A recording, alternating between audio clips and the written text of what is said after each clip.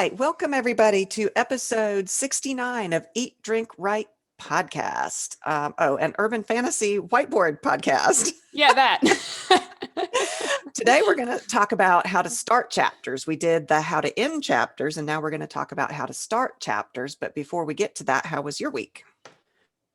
Exhausting. I feel like that's a everything common thread every week. every week it's exhausting. I feel like grad school is probably just going to be that way hmm forever. hmm And I have like a year left of it, so hmm I'm going to be exhausted for the next year, and it sounds Yeah. So I should wonderful. probably stop asking how was your week? No, I mean, some weeks are definitely better than others. Like it wasn't a bad week. I got a lot of stuff done, and I got my second COVID shot. Oh, Um, yay.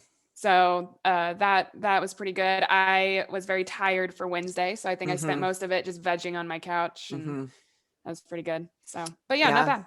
I got my second shot too, and it was right in the middle of my chaos court, which Mm, was poor planning, but they didn't give me a choice as to when the second one had to be because of the timing of right. the vaccines.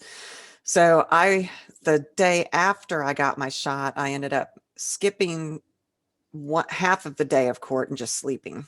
Yeah. Yeah. And the judge, everybody was very understanding. Yeah. So that was good. But right now I'm traveling.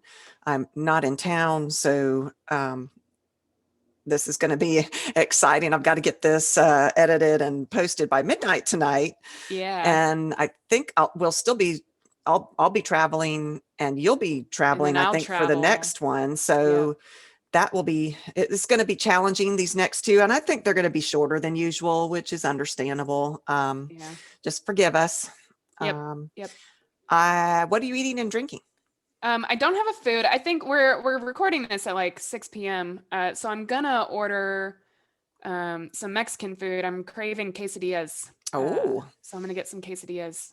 I always Oh, crave in Athens. I always crave Cali and Tito's. That's just my favorite Mexican.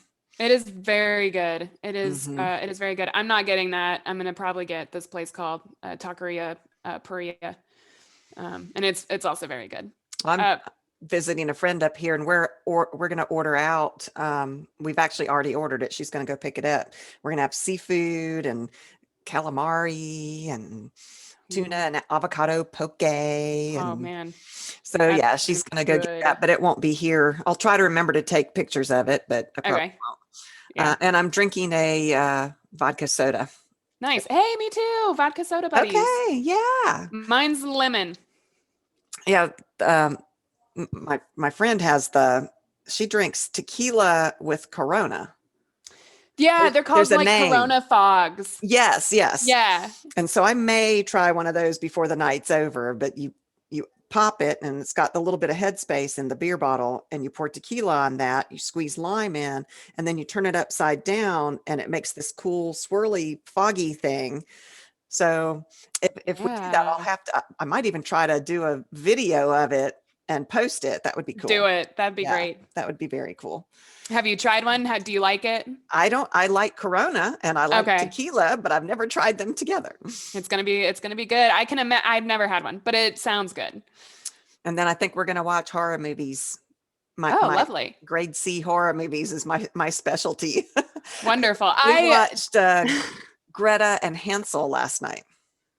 Oh, And nice. the trailer looked amazing, but it was the weirdest freaking movie I have ever Yeah. seen. Very Yeah. weird. Excellent acting, but a Yeah. strange, very, very strange movie.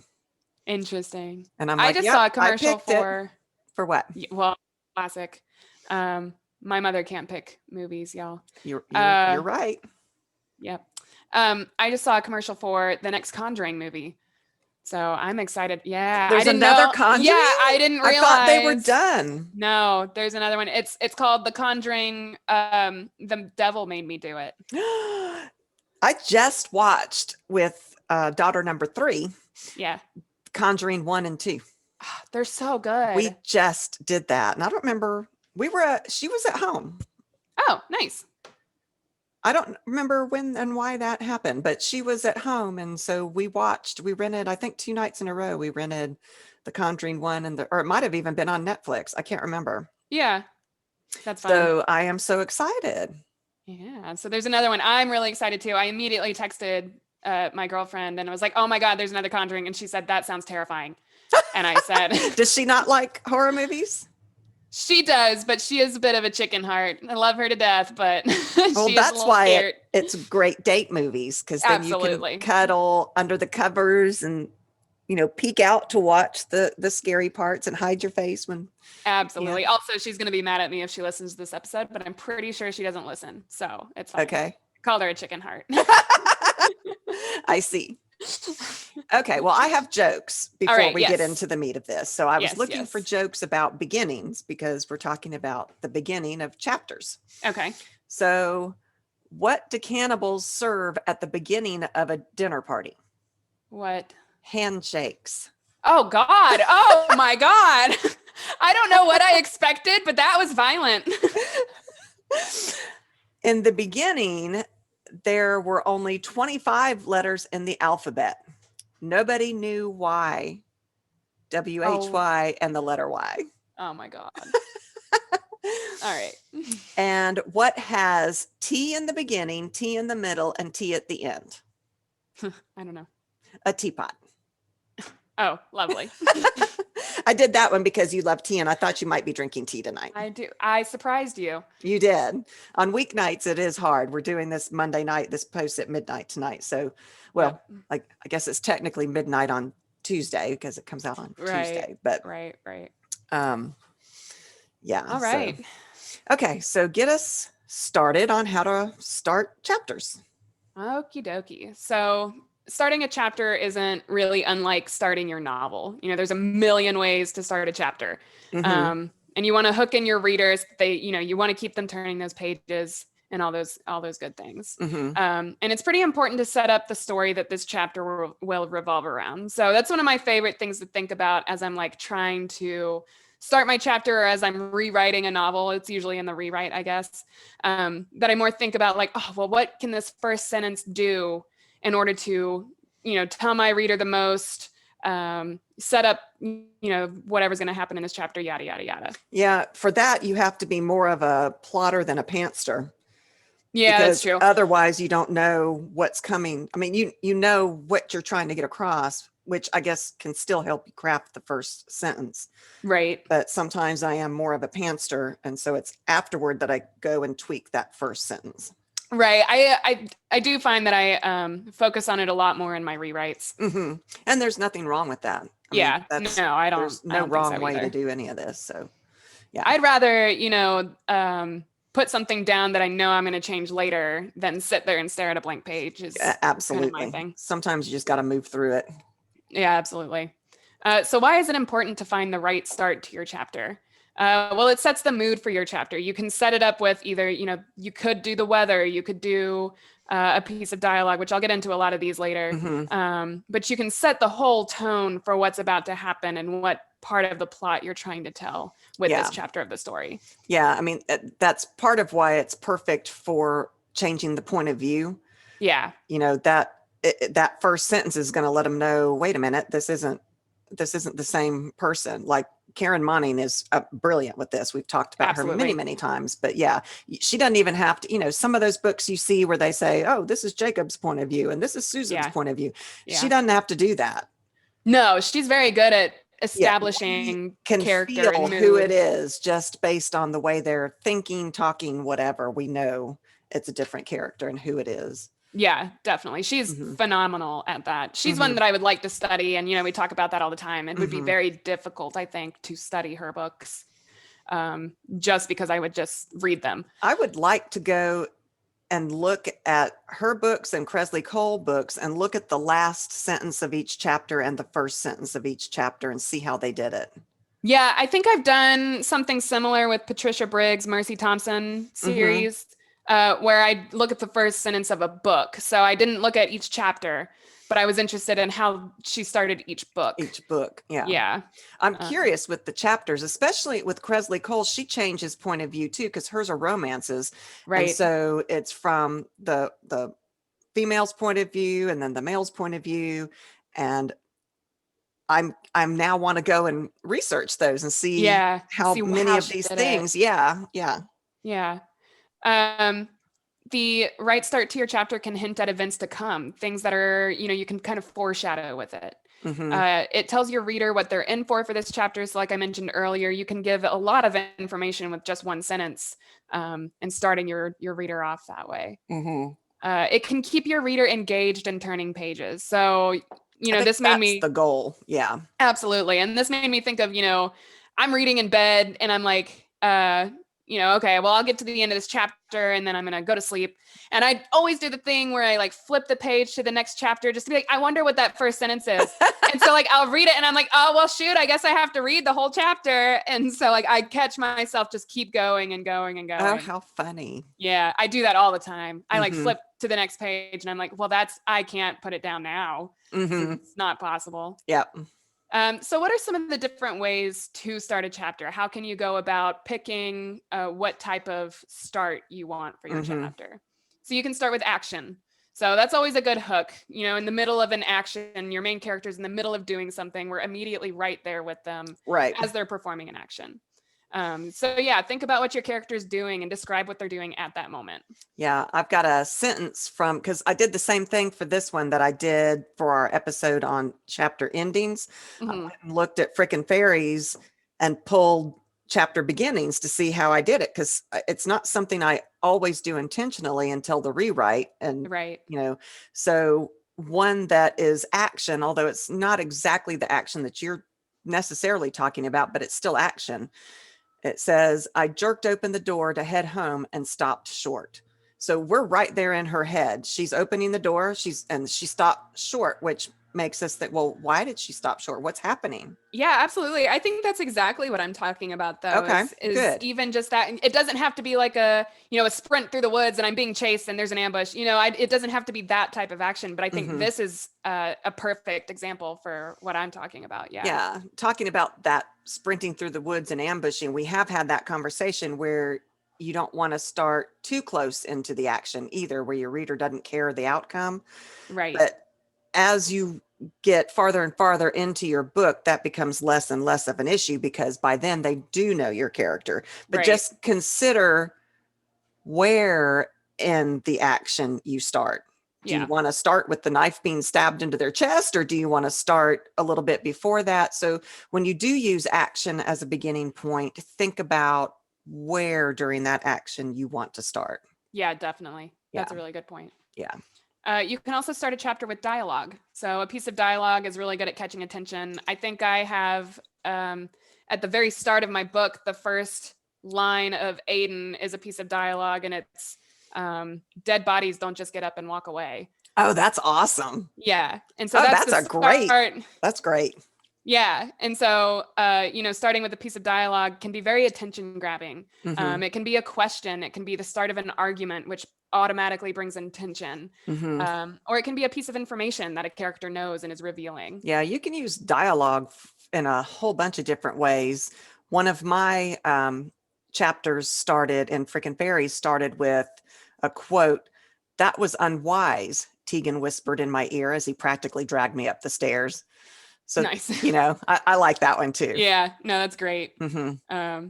Yeah, because you're Which already wondering is like, what was unwise? Why was it by the unwise? time she gets, by the time we get to this point, we all know that Beck is unwise all the way through. So Fair this is enough. not surprising that she's done something unwise. Yes. But it is another good setup because you're like, she's done it again. Yes. Let's see how this plays out. Yeah. What she got to deal with now. Yeah, exactly. Yeah.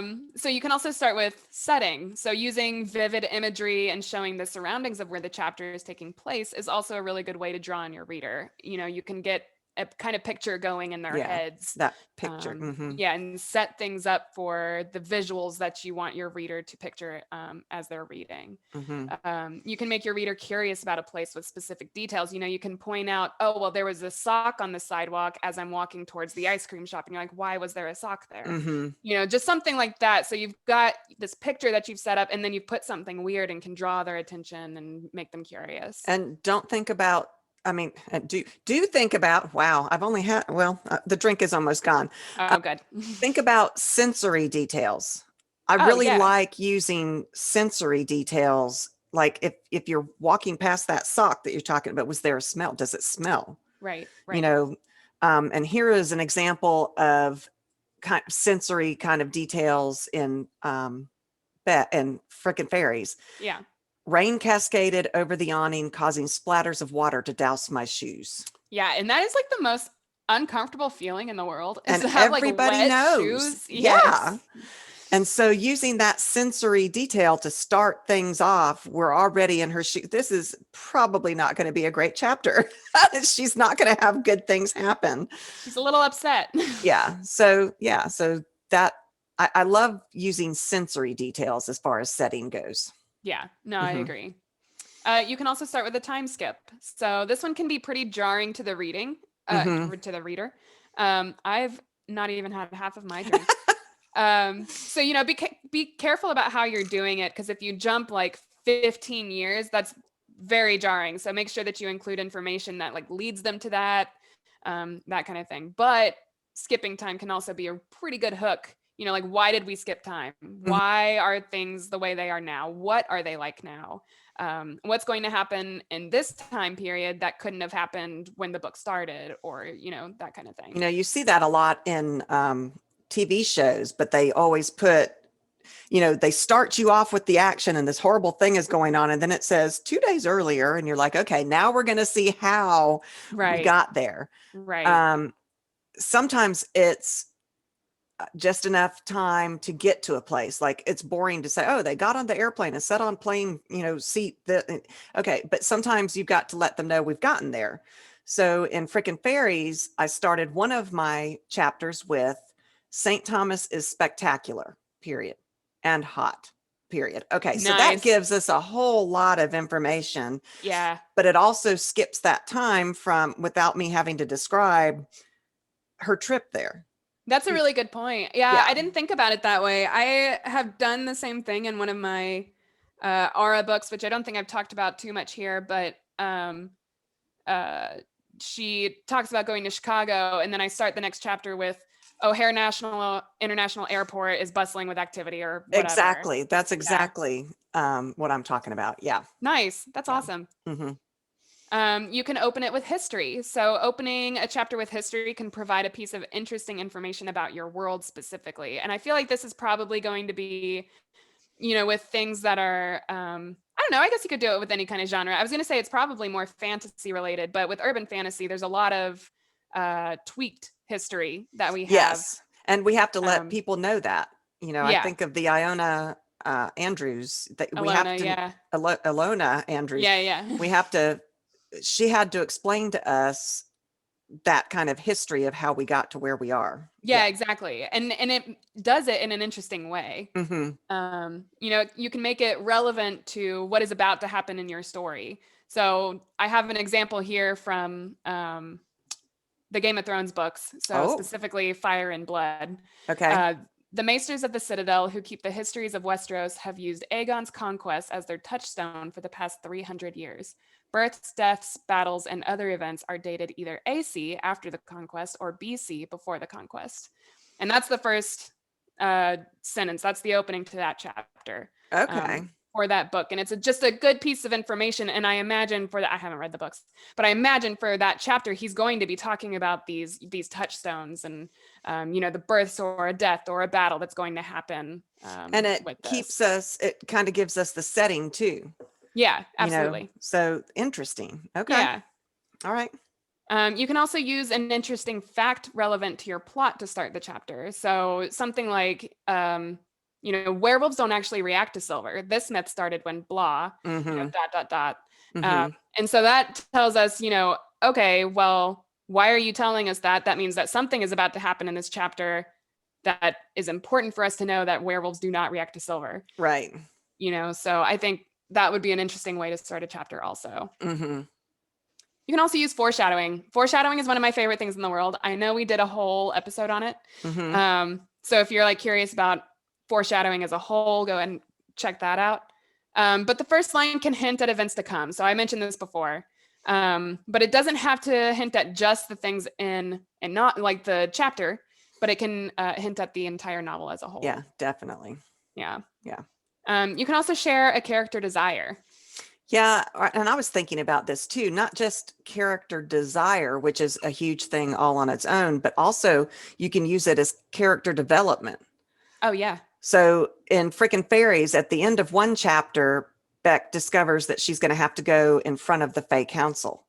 Yeah. And I start the very next chapter with, how does one dress to go meet the Fae Council? Which only Beck would be worried about what she's wearing when she's about to go meet this council who has a death warrant out on her head. Absolutely. That's just Beck, but it's pure Beck. Yeah. It is. And so, yeah, that shows character development.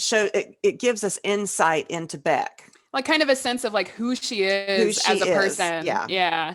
Yeah. Oh, that's awesome. That's actually a really good point. Hopefully by this point in the book, we all love her. And so we're like, oh, Beck, like, oh, Beck, like, come on. Like, I'm not surprised that you asked that question, but come on. Yeah. Yeah.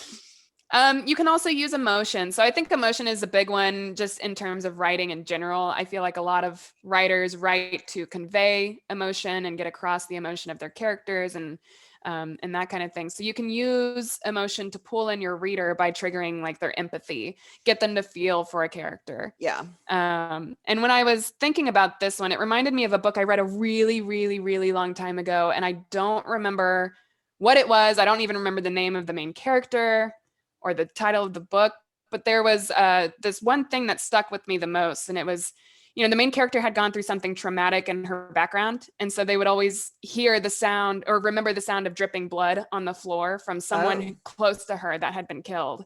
And so whenever she was thinking about that, the author used 3 words, just drip, drip, drip.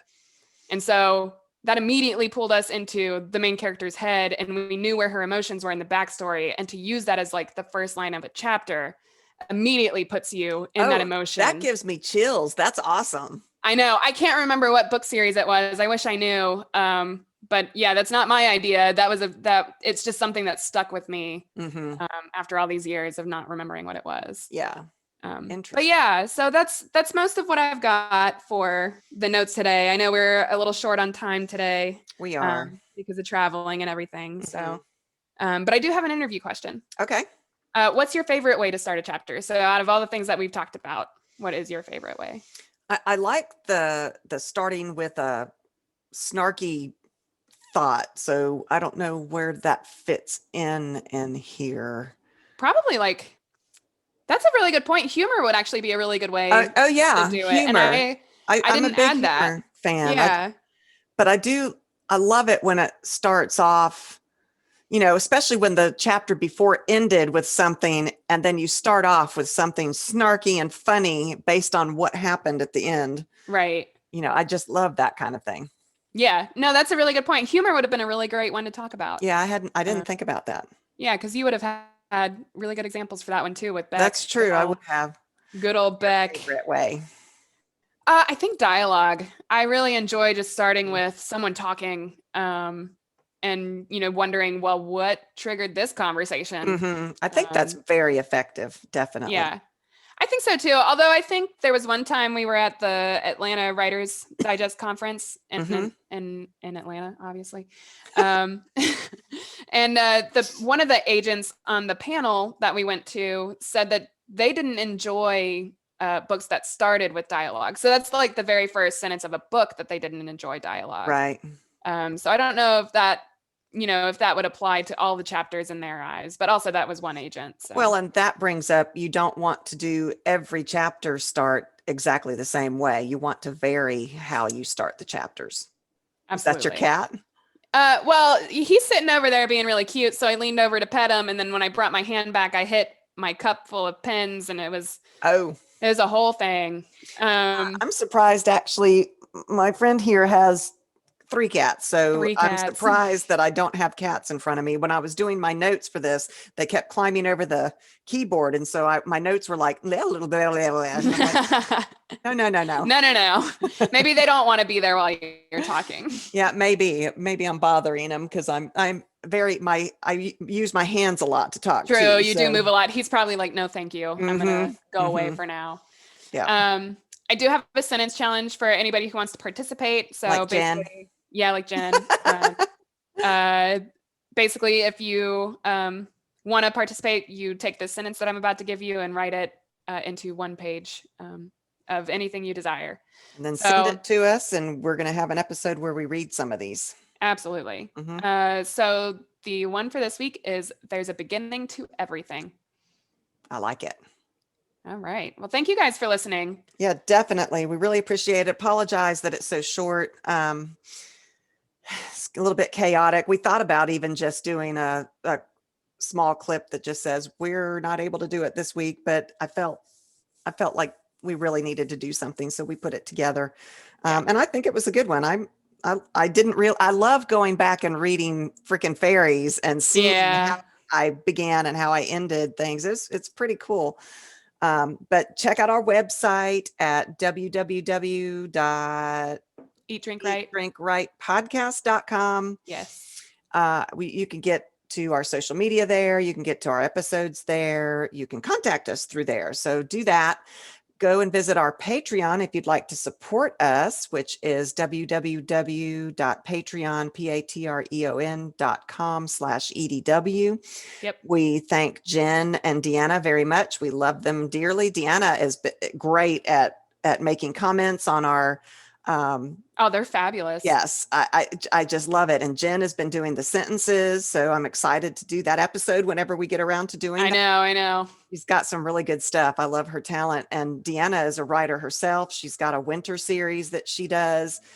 So I'm looking forward to hearing more about that from her. But Absolutely. Yeah, we love all of you. Thank you all for listening. We really appreciate the support, and we just like to talk writing. So we sure do. And hopefully you like to listen. Yeah, come have a drink with us and listen. Yep. Thanks, guys.